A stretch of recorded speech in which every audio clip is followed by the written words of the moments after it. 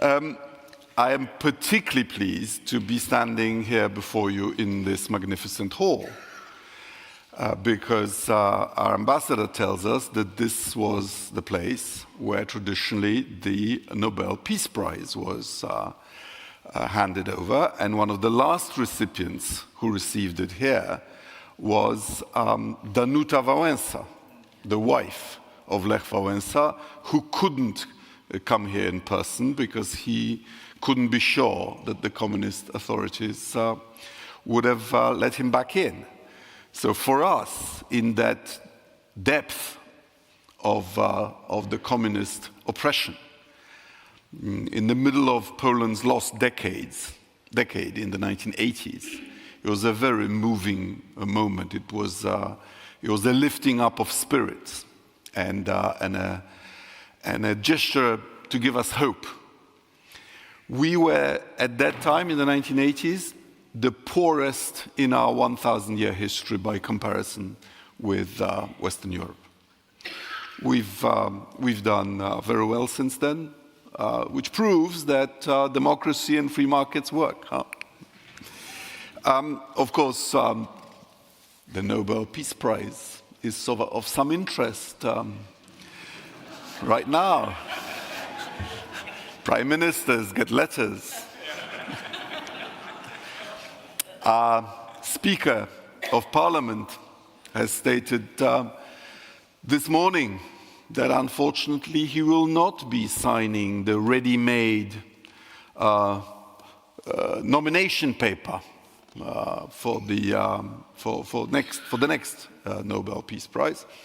Apparently, as foreign ministers, we also have the right to nominate. I'm on the record saying that if President Trump secures a fair peace for Ukraine, I shall do it myself. But it's I who will decide what a fair peace is. We know that human nature is fallible, and that we are sinners. But it's still nice to have the 10 Commandments as an aspiration. Yeah. Exactly. And this is how we think of the rules-based international order. That's good. There have been many breaches over decades, but it was still a reference point. Yeah, yeah. And now some people say that we don't even need it as a reference point, and that's a problem. We all know that the UN Security Council, for example, doesn't reflect the distribution of power in the world. No. Not a single African country, not a single Latin American country is a permanent member. India, 1.5 billion people, not on it. And, you know, with the invasion of Ukraine, a permanent member of a body that was charged originally with maintaining the peace uses its membership as an immunity from prosecution for an act of blatant aggression. Yeah. So sure, the UN is in danger of going down the route of the League of Nations. But that should not be a pretext for dismantling it altogether. I have to say it's sometimes frustrating when you hear the US castigating us for not spending enough, and Poland has been spending 2% for 20 years. Yeah. We are now at 4.8%. Yeah. And it sometimes sounds as if the US is getting nothing in return. Yeah. Hello, isn't Ramstein useful to the United States? Isn't the missile defense base in Poland useful to the United States? Remember, the great majority of the US defense budget is not spent on the defense of Europe. Yeah. Exactly. It is, we don't have a global military empire. We need to spend enough, not to be as good as the United States. We just have to be better than Putin. Yeah. Let's be honest with ourselves.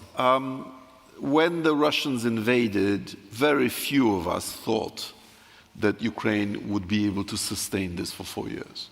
Exactly. I mean, when you take a broad view, Ukraine overperformed. Europe and the United States also overperformed. I thought we would I thought we would be lucky to get Russia cut off from SWIFT. Yeah. Actually, our sanctions have gone much further than that. If you'd asked me on the day of the invasion whether the United States would risk its sources to provide Ukraine strategic intelligence to deprive the Russians of a plausible casus belli, that was actually brilliant and brave. We also made some mistakes, I think, in 2023, when Ukraine was on the march. The then administration deterred itself from giving them more support to try to win the war. And in general, we have rather been in the frame of mind of helping Ukraine survive rather than giving them enough to win. Yeah. And this is why this war is taking so long.